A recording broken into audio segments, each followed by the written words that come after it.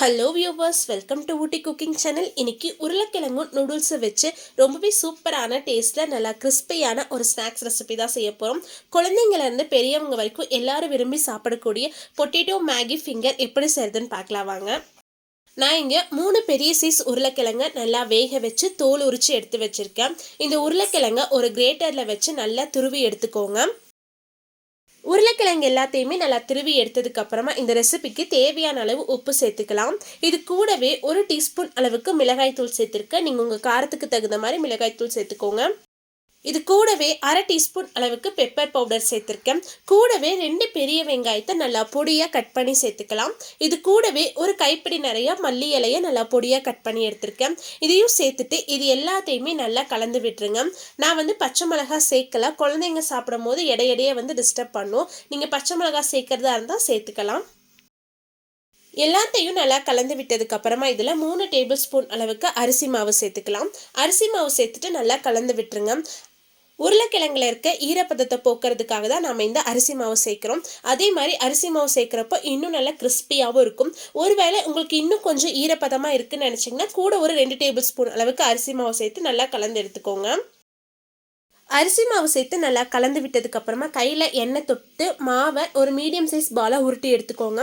உள்ளங்கையில் வச்சு மாவை நல்ல ஒரு ரோல் மாதிரி உருட்டி எடுத்துக்கலாம். எந்த ஒரு கிராக்கும் இல்லாத மாதிரி பார்த்துக்கோங்க. அப்போ தான் எண்ணெயில் பொரிச்சு எடுக்கும் போது பிரிஞ்சு போகாமல் இருக்கும். மீதம் இருக்க எல்லா மாவையுமே அதே மாதிரி உருட்டி ரெடி பண்ணி எடுத்து வச்சுருங்க. ரொம்ப மெலிசாக உருட்டி எடுத்துடக்கூடாது. மாவு கொஞ்சம் திக்காக இருக்கிற மாதிரி உருட்டி எடுத்துக்கோங்க.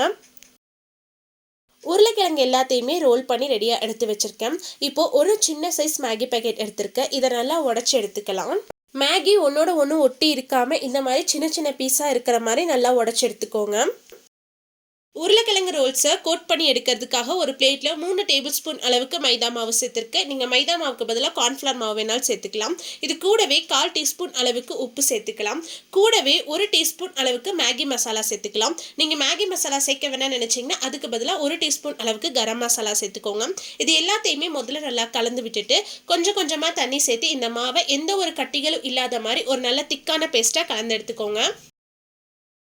மாவை எந்த ஒரு கட்டிகளும் இல்லாத மாதிரி கலந்து எடுத்தாச்சு. இதில் நம்ம ரெடி பண்ணி எடுத்து வச்சுருந்தா பொட்டேட்டோ ரோலை சேர்த்து மாவு எல்லா பக்கமும் படுற மாதிரி நல்லா திருப்பி போட்டு எடுத்துக்கோங்க. இதை அப்படியே எடுத்து நாம் உடச்சி எடுத்து வச்சுருந்தா மேகியில் சேர்த்து எல்லா பக்கமும் படுற மாதிரி நல்லா திருப்பி விட்டு எடுத்துக்கோங்க. கை வச்சு நல்லா அழுத்தி விடுங்க. அப்போ தான் மேகி நல்லா அந்த மாவில் ஒட்டி இருக்கும். எல்லா பக்கமும் அந்த மேகி படுற மாதிரி நல்லா திருப்பி போட்டு எடுத்துக்கோங்க. மீதி இருக்க எல்லாத்தையுமே அதே மாதிரி ரெடி பண்ணி எடுத்து வச்சிடலாம். அப்போ தான் நமக்கு எண்ணெயில் பொரிச்சு எடுக்கும் போது ரொம்ப ஈஸியாக இருக்கும். மேகியை நல்லா மசாலாவோட அழுத்தி விடுங்க. அப்போ தான் எண்ணெயில் பொரிச்சு எடுக்கும் போது மேகி உதிர்ந்து போகாமல் இருக்கும். உருளைக்கிழங்கு ரோல்ஸ் எல்லாமே ரெடியாக இருக்குது. எண்ணெய் நல்லா சூடானதுக்கு அப்புறமா இதை நம்ம ஒன்றா சேர்த்து பொரிச்சு எடுத்துடலாம். எண்ணெய் நல்லா சூடாக ஆனதுக்கப்புறமா சேர்த்துக்கோங்க. இல்லைன்னா பொட்டேட்டோ ரோல்ஸ் அதிகமாக எண்ணெய் குடிச்சிரும். ஸ்பூன் வச்சு நல்லா திருப்பி திருப்பி விட்டு நல்லா வேக வச்சு எடுத்துக்கோங்க. உள்ளே இருக்க மசாலா நம்ம ஏற்கனவே வேக வச்சு சேர்த்தது தான். மேலே இருக்க மேகி மட்டும் நல்லா எண்ணெயில் பொரிஞ்சு நல்லா கோல்டன் ப்ரௌன் கலராக நல்லா கிறிஸ்பி ஆகிற வரைக்கும் எண்ணெயில் பொரிச்சு எடுத்துக்கலாம். அடுப்பை லோ ஃப்ளேமில் வச்சு பொரிச்சு எடுத்தீங்கன்னா அதிகமாக எண்ணெய் குடிச்சிரும். அதனால் அடுப்பை மீடியம் ஹை ஃப்ளேமில் வச்சு பொரிச்சிடுங்க. பொட்டேட்டோ ரோல்ஸ் எல்லாமே எண்ணெயில் பொரிஞ்சு இந்த அளவுக்கு நல்லா கோல்டன் ப்ரௌன் கலராக ஆனதுக்கு அப்புறமா இதை எடுத்து வச்சிடலாம். மீதம் இருக்க எல்லாத்தையுமே அதே மாதிரி எண்ணெயில் நல்லா பொரிச்சு எடுத்துக்கோங்க. அவ்வளோதான், ரொம்பவே சூப்பரான டேஸ்ட்டில் நல்லா மொறுமொறுப்பான பொட்டேட்டோ மேகி ஃபிங்கர் ரெடி ஆயிடுச்சு. மேல் பக்கம் நல்லா கிறிஸ்பியாகவும் உள்ள நல்லா சாஃப்டாகவும் ரொம்பவே சூப்பராக இருக்கும். கூட கெச்சப்போடு சேர்த்து சாப்பிடும் போது இன்னும் ரொம்ப நல்ல டேஸ்ட்டாக இருக்கும். குழந்தைங்கலேருந்து பெரியவங்க வரைக்கும் எல்லாருமே ரொம்ப விரும்பி சாப்பிடுவாங்க.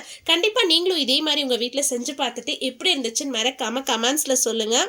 நான் சொன்ன இந்த ரெசிபி உங்களுக்கு பிடிச்சிருந்தா லைக் பண்ணுங்கள், ஷேர் பண்ணுங்கள். மறக்காமல் ஊட்டி குக்கிங் சேனலுக்கு சப்ஸ்கிரைப் பண்ணுங்கள். மீண்டும் அடுத்த ஒரு ரெசிபியில் சந்திப்போம். Bye, see you soon.